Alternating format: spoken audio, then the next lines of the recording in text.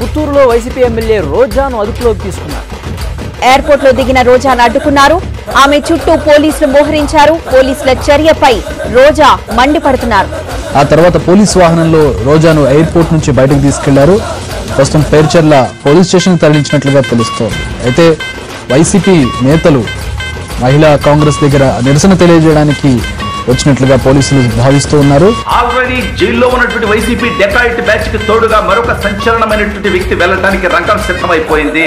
జగన్మోహన్ రెడ్డిని నమ్ముకొని మరొక సంచలనమైనటువంటి నాయకురాలు జైలుకి వెళ్లడానికి పూర్తిగా ఆధారాలతో సహా ఏసీబీకి దొరికిపోయింది. మాజీ జబర్దస్త్ జడ్జి, మాజీ మంత్రి రోజా ఏ కేసులో జైలుకి వెళ్ళబోతా ఉంది, ఎప్పుడు వెళ్ళబోతా ఉంది అనేది ఈ వీడియోలో వివరించబోయే ముందుగా ఇప్పటి వరకు మన ఛానల్ సబ్స్క్రైబ్ చేయని వాళ్ళు ఖచ్చితంగా సబ్స్క్రైబ్ చేయండి. ఇక విషయానికి వస్తే రోజా గారి నికృష్టపు చరిత్ర, ఆవిడ గారి వ్యవహార శైలి నేను రాష్ట్ర ప్రజలు కొత్తగా వివరించాల్సినటువంటి అవసరం లేదు. ఈవిడ గారు అధికార మదంతో అహంకారంతో అనేక కారుకూతలు కూయటమే కాదు అవినీతి పనులు కూడా చేసిందనేది కూడా ప్రజలకు తెలుసు. అయితే ఈవిడ గురించి నగర నియోజకవర్గ ప్రజలకు కూడా తెలిసి నగర నియోజకవర్గ చరిత్ర చూడని విధంగా 45,000 ఓట్లతో అత్యంత ఘోరంగా రోజా గారిని ఓడించి గాలి భాను గారు అక్కడ శాసనసభ్యుడిగా గెలవటం జరిగింది. అయితే సొంత పార్టీలోనే వేరు కుంపట్లున్నటువంటి రోజాని ఓడించాలనేటువంటి ప్రయత్నం చేస్తారంటూ గతంలో కూడా రోజా తాను మంత్రిగా ఉన్నప్పుడు కూడా అనేక సార్లు ప్రెస్ మీట్లు పెట్టుకుని ఏడ్చినటువంటి విషయం మనందరికీ తెలుసు. అయితే ఇప్పుడు అక్కడ రోజాకి అసలు నగర సీటే లేదు అనేటువంటి వార్తలు కూడా వచ్చాయి.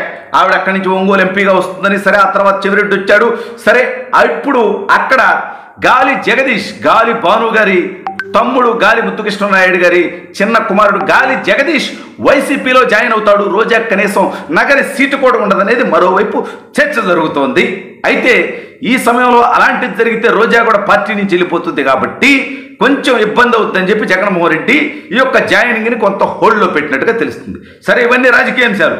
ఇప్పుడు ఆడుదాం ఆంధ్ర. రోజా గారి వ్యవహారం మనందరికీ తెలుసు. రోజా గారు మట్టి దోపిడీ చేసింది, ఇసుక దోపిడీ చేసింది, భూదందాలు చేసింది, 100 కోట్ల రూపాయలు తన సొంత అన్నల్ని అడ్డం పెట్టుకొని వాళ్ళ ద్వారా అక్రమ సంపాదనలు చేసింది.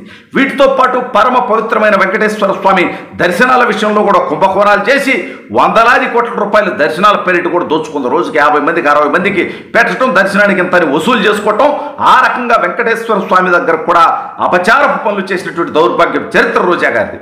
అసలు తిరుమలలో ప్రెస్ మీట్ పెట్టొద్దంటే ఆయనకి రావటం, చంద్రబాబు, లోకేష్, పవన్ కళ్యాణ్ అంటూ మాట్లాడటం, ఈ రకమైనటువంటి నికృష్ట చరిత్ర కూడా మనం చూసాం. అయితే ఇప్పుడు ఏపీ ప్రభుత్వం, కూటమి ప్రభుత్వం వచ్చిన తర్వాత వీళ్ళ అవినీతి అరాచకాలు రోజుకోటి బయటకు వస్తూ ఉన్నాయి. ఆల్రెడీ వల్లభనేని వంశీ జైల్లో ఉన్నాడు, బోరుగడ్డ జైల్లో ఉన్నాడు, మాచర్ల మాజీ ఎమ్మెల్యే పిన్నెల రామకృష్ణారెడ్డి జైలుకి వెళ్ళి బెయిల్ మీద బయటకు వచ్చాడు. ఇక అనేక మంది వరుసపెట్టి చాలా మంది, నందిగం సురేష్ దగ్గర నుంచి రాబోయే రోజుల్లో పోవటానికి కూడా చాలా మంది రెడీగా ఉన్నారు. పేరు నాని దగ్గర నుంచి కొడాల నాని దాకా, అంబటి రాంబాబు దగ్గర నుంచి గుడివాడ గుడ్డు మంత్రి, మాజీ మంత్రి దాకా అందరూ పోయేటువంటి పరిస్థితి. అయితే ఇప్పుడు రోజా గారు గతంలో పర్యాటక శాఖ మంత్రి, దాంతోపాటు స్పోర్ట్స్ కూడా ఆమె చూశారు. సరే ఆవిడ ఏం మాట్లాడింది, ఆవిడ ఎక్కడ పర్యటనలు చేసింది అనేది మనకు అనవసరం, దానివల్ల ఈ రాష్ట్రానికి ఉపయోగం లేదు. కాబట్టి ఈవిడతో పాటు శాప్ చైర్మన్గా ఆనాడు ఉన్నటువంటి వ్యక్తి, రీల్ స్టార్గా పేరొందినటువంటి వ్యక్తి బైరెడ్డి సిద్ధార్థ్ రెడ్డి, వీళ్ళిద్దరు కాంబినేషన్లో, వీళ్ళిద్దరు కలిసి, వీళ్ళిద్దరు ప్లాన్ వేసి దాదాపు 125 కోట్ల రూపాయలు ఆడుదాం ఆంధ్ర పేరిట దోచుకున్నారు అనేటువంటి ఆధారాలు ఏసీబీకి అందేశాయి. కూటమి ప్రభుత్వం ఈ కేసుని ఏసీబీకి బదలాయించడం జరిగింది. అయితే 125 కోట్ల రూపాయలు ఏ ఊర్లో ఖర్చు పెట్టారు, ఏ గేమ్స్ కోసం ఖర్చు పెట్టారు, ఎవరెవరికి ఆ డబ్బు ఇచ్చారు, నిర్వహణ ఎంత ఖర్చు పెట్టారు, లేదంటే వాళ్ళకి బహుమతుల రూపంలో ఎంత ఇచ్చారు, అసలు నిజంగా ఇచ్చారా లేదా, జరిగిందా లేదా, ఎవరి పాత్ర దీని వెనుకున్నది, ఎవరి ఆదేశాలతో జరిగింది, రాష్ట్రం అంతా కూడా కలెక్షన్ పాయింట్లు పెట్టి వసూలు చేశారా ఏంటనేది పూర్తి వివరాలు కూడా ఏసీబీకి దొరికిపోయినట్టుగా తెలుస్తూ ఉంది. రోజా గారి గురించి మనందరం చూసాం. ఈ మధ్యకాలంలో ఓడిపోయినప్పటి నుంచి బయటకు రావట్లా, అప్పుడప్పుడు మెరుపు తీగలాగా వచ్చి ఏదో ఒకటి మళ్ళీ కాంట్రవర్సీ మాటలు మాట్లాడేసి మళ్ళీ జగనన్న వచ్చాడు అంటారు.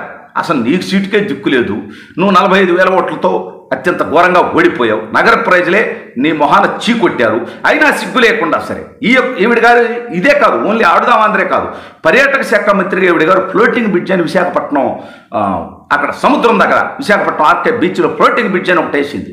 ఏంటంటే దాదాపు 3 కోట్లకు పైగా ఏంటంటే ధర్మాకోల్ సీట్లు పెట్టి 24 గంటలు కూడా లేకుండా, దాంట్లో కేంద్ర ప్రభుత్వ నిధులు కూడా ఉన్నాయి. అంటే దీని మీద కేంద్ర ప్రభుత్వానికి సంబంధించినటువంటి సంస్థలు కూడా రోజా గారి మీద కేసు పెట్టేటువంటి అవకాశం ఉంది.